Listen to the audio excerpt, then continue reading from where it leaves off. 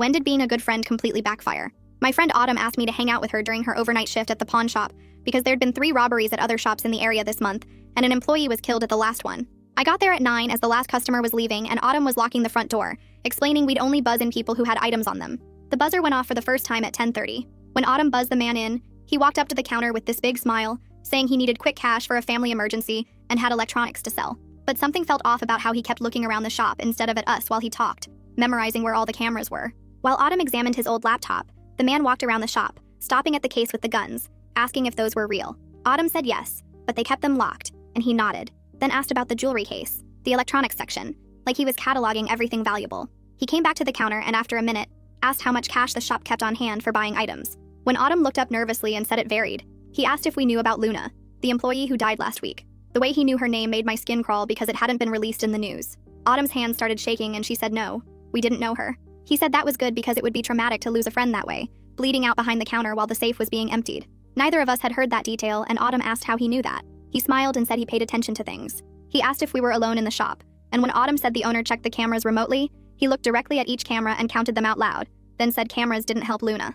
My heart was pounding now as he walked to the back area where the guitars hung, running his hands along them, then to the tool section, picking up a crowbar and feeling its weight. He brought it back to the counter and set it down, saying it was a nice one, good quality, could probably open anything with it. He asked Autumn if she'd ever been robbed before, and when she said no, he said Luna probably said the same thing before that night. He leaned across the counter and asked if Autumn knew what Luna's mistake was. We were both frozen as he said she'd been too slow opening the safe, had fumbled the combination twice because her hands were shaking, and that made everything take longer than necessary. He said delays were dangerous for everyone involved.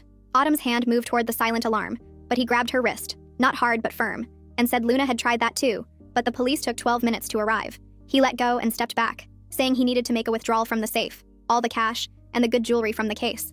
Autumn said she couldn't do that, and he said she could and would because he'd asked nicely once already. He mentioned that Luna had said she couldn't open the safe either, but eventually she did. It just took some convincing, and unfortunately, the convincing went too far. I tried to move toward the door, but he picked up the crowbar and said if I took another step, we'd find out if I was faster than Luna. He said she'd tried to run too, made it about 5 feet. My legs were shaking so bad I could barely stand as he reached into his jacket slowly, saying this could go smooth or it could go like Riverside, but either way he was leaving with what he came for. He said the difference was whether we'd leave in ambulances or walk out on our own, and he really hoped we'd be smarter than Luna. His hand came out holding something black and metal, and he set it on the counter between us. He said Luna had gasped when she saw it, this little intake of breath like she finally understood what was happening. Then she'd wasted 3 more minutes crying instead of opening the safe. He asked if we understood what was happening and if we were going to waste time too. Autumn was crying now and nodded. He smiled and said good, then looked at his watch and said we had exactly 10 minutes to fill 3 bags with cash from the safe, the jewelry, and the electronics from the back. He said Luna had taken 15 minutes and that was too long.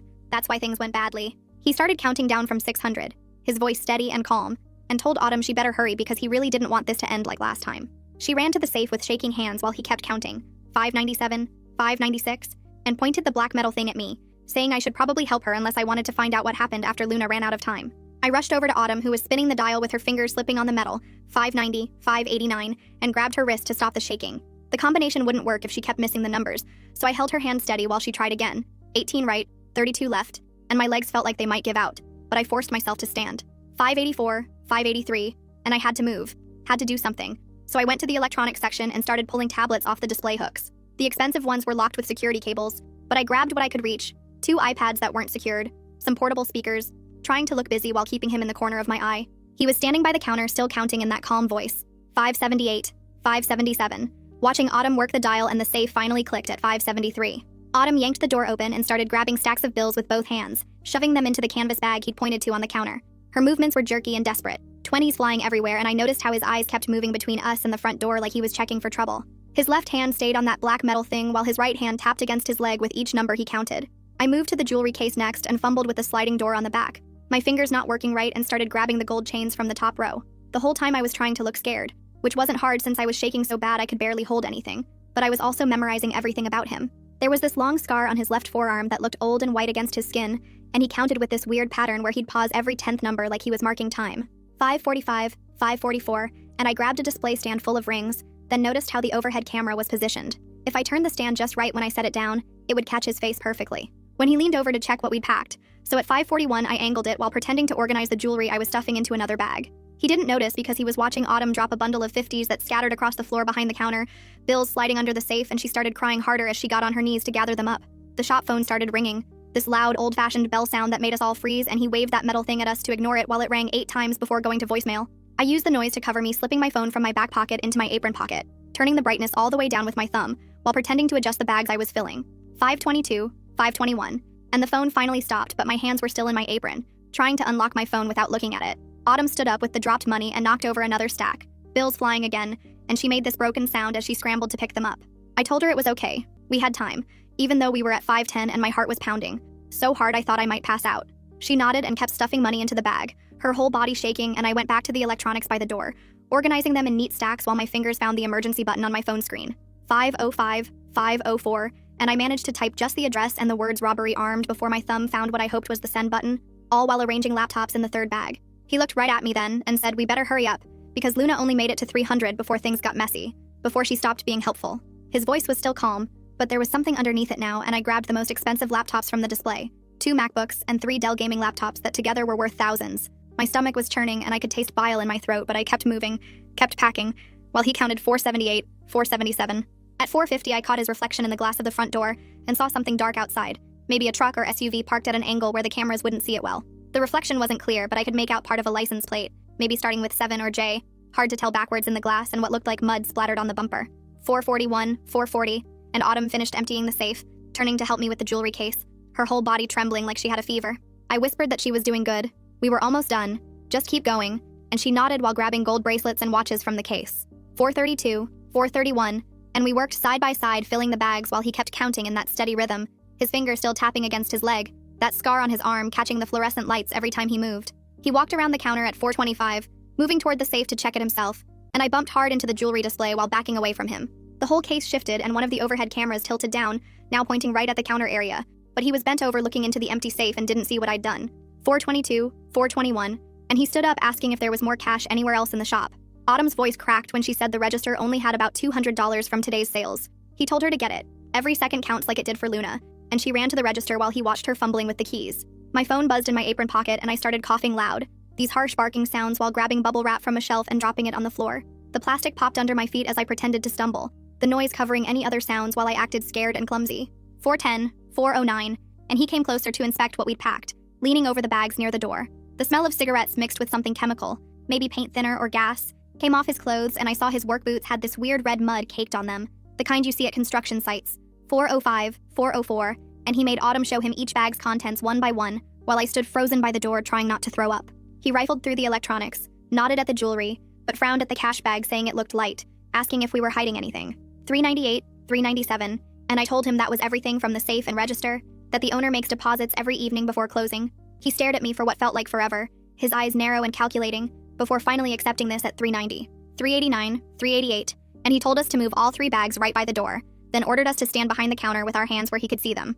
I noticed he was being careful not to touch anything directly, using his sleeve to push the door handle, keeping his prints off everything. 370, 369, and we stood there with our hands flat on the counter while he positioned the bags by the door.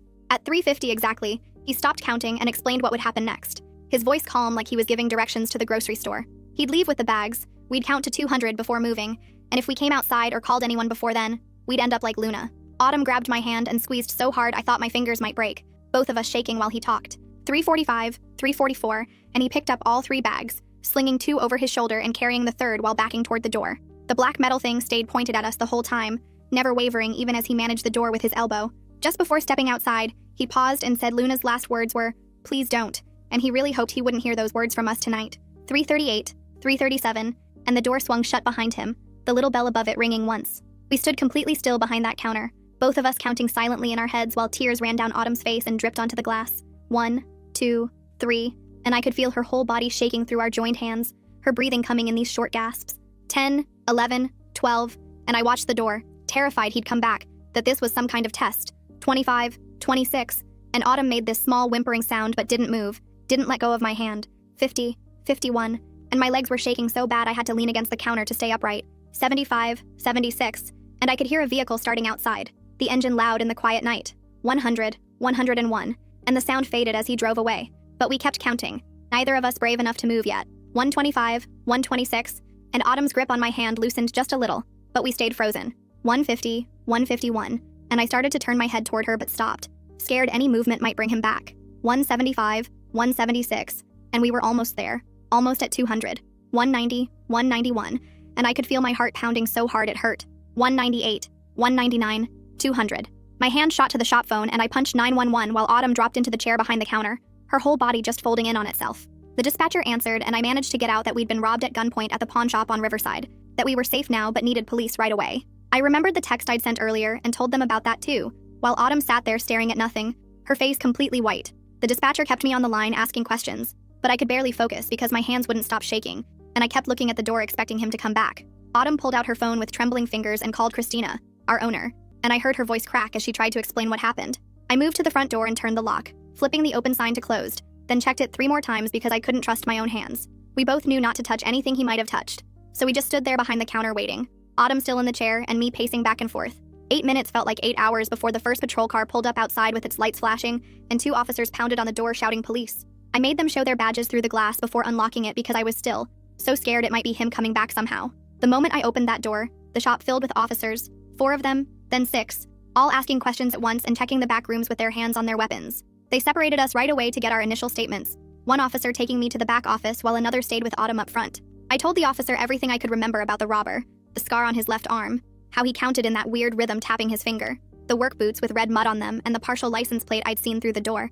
The officer wrote everything down in his notebook and called for a detective while I sat there with my legs bouncing under the desk because I couldn't make them stop moving. Christina burst through the front door 20 minutes later looking completely panicked, immediately asking if we were hurt before her eyes went to the empty jewelry case and safe. She pulled out her phone and started making calls to insurance and corporate, while the officers were still interviewing us, pacing around the shop and gesturing with her free hand. Detective Bryant Mercer showed up about 10 minutes after that, this older guy with gray hair who seemed really calm and methodical about everything. He had us walk through the whole thing again from the beginning while a technician in gloves started dusting the crowbar and door handles for fingerprints. Bryant wrote down every detail in this little notebook, asking specific questions about timing and exactly what the robber said about Luna and Riverside. The medics arrived and checked both of us for shock, taking our blood pressure and pulse while we sat there.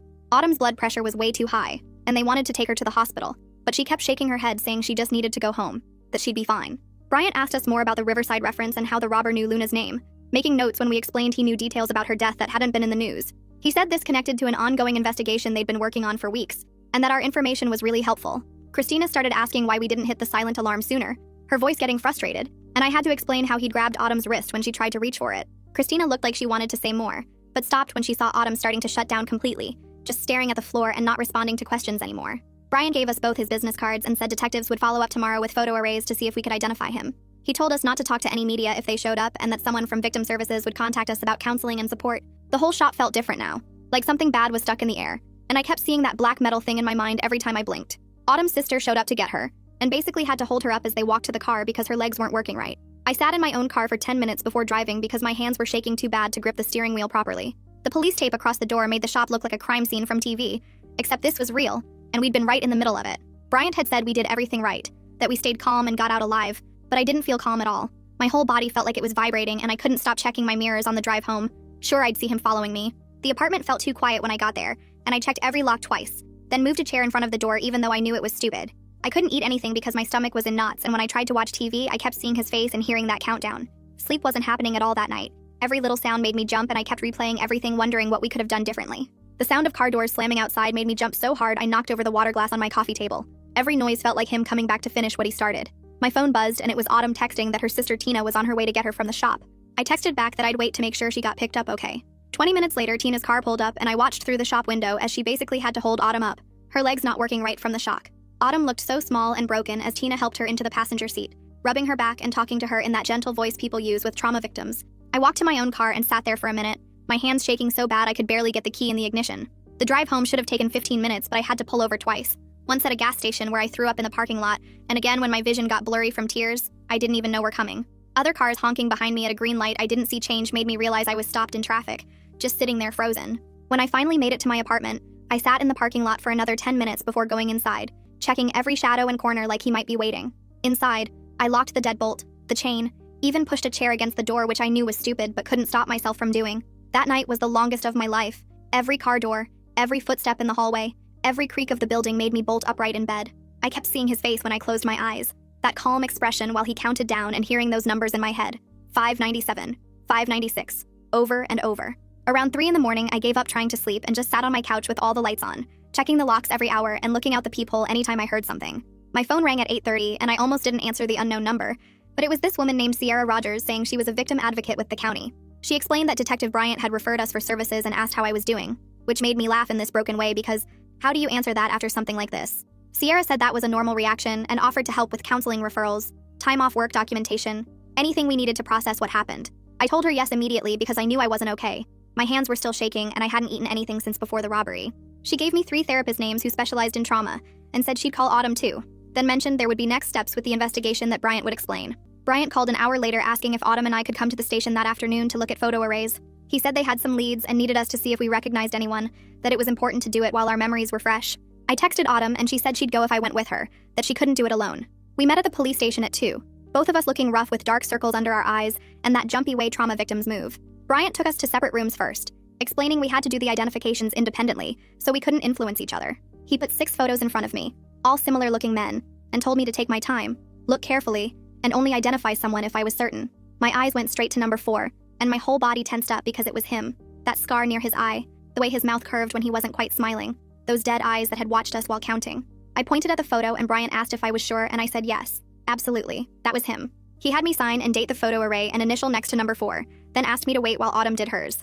I sat in the hallway for 20 minutes listening to muffled voices from the room where Autumn was looking at photos. Sierra showed up and sat with me, not saying much but just being there, which helped more than I expected. The door opened and Autumn came out crying, Bryant behind her looking satisfied. He said we'd both identified the same person, which was good for the case, really good. Autumn told me later she'd been scared to pick anyone, worried she'd choose wrong or that he'd find out she identified him and come after us. Sierra had to sit with her and explain all the legal protections, the restraining orders that would go in place, how the system would keep us safe. 3 days passed with me barely leaving my apartment except for the therapy appointment Sierra had helped me schedule. Bryant called that afternoon with his voice sounding different, excited almost. He said the partial plate I'd seen combined with the prints they'd pulled from the crowbar had matched someone already in their system, a man with a record who'd been suspected in other robberies. They were getting an arrest warrant and would have him in custody soon, he promised. The local news picked up the story that night, and suddenly everyone knew about the armed robbery at Christina's pawn shop, my phone blowing up with texts from people who'd seen it on TV. Christina called me the next day saying she was implementing new security measures immediately. Panic buttons at every station, bulletproof glass at the counter, and nobody would work overnight shifts alone anymore, always 2 people minimum. She asked when I'd be ready to come back and I told her I didn't know, maybe never for overnight shifts. A week after the robbery, Bryant called again, and this time his voice had that satisfied sound cops get when they close a case. They'd arrested him at a motel 2 towns over, no resistance. Found him with items from multiple robberies, including some jewelry that had belonged to Luna. He said they were building cases for all the robberies now, that this guy was going away for a long time.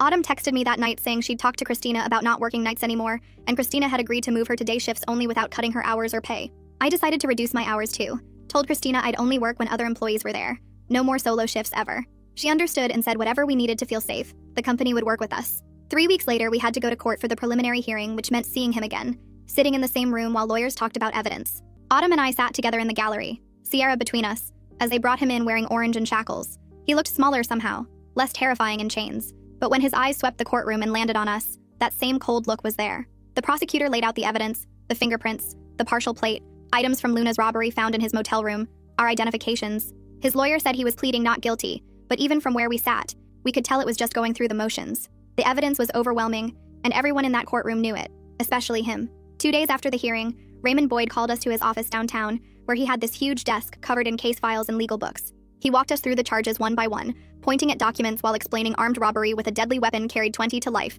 and with his priors and the connection to Luna's case, conviction was basically guaranteed. He showed us timelines on his computer, said the whole process would take at least 4 months if we went to trial, maybe longer if the defense tried stalling tactics. Autumn started meeting me at this coffee place near her apartment every Thursday morning, and we'd sit in the back corner where it was quiet. We mostly talked about normal stuff like her new work schedule or my job search, but sometimes one of us would mention something about that night, like how she still counted to 600 sometimes when she couldn't sleep. 3 weeks went by with meetings and paperwork, and then Bryant called saying the defense attorney wanted to discuss a plea deal, which meant we might not have to testify after all. The waiting was the worst part, checking my phone constantly for updates while trying to work my new part-time job at a bookstore, where at least there were always people around. 4 months dragged by with postponements and legal motions, until finally Raymond called saying he'd taken the deal. 25 years with no possibility of parole for 15. Autumn cried when I told her because she'd been having nightmares about facing him in court, about him staring at her while she testified. Christina's insurance company sent investigators to the shop 3 times, measuring everything and taking photos before finally approving the claim for the stolen items, plus emotional distress coverage. She used part of the money to install bulletproof glass at the counter that was 2 inches thick, and built this reinforced safe room in the back with its own lock system and emergency phone line. The shop looked different now with all the new security, cameras everywhere, and these bright LED lights that eliminated every shadow. but it felt safer even though neither of us worked nights anymore. Sierra sat with us at her office, filling out victim compensation forms, showing us where to sign and what receipts to attach for our therapy sessions. The state approved our applications in just 2 weeks because of how violent the crime was, and all the documentation from the case, covering 6 months of therapy plus future sessions if we needed them.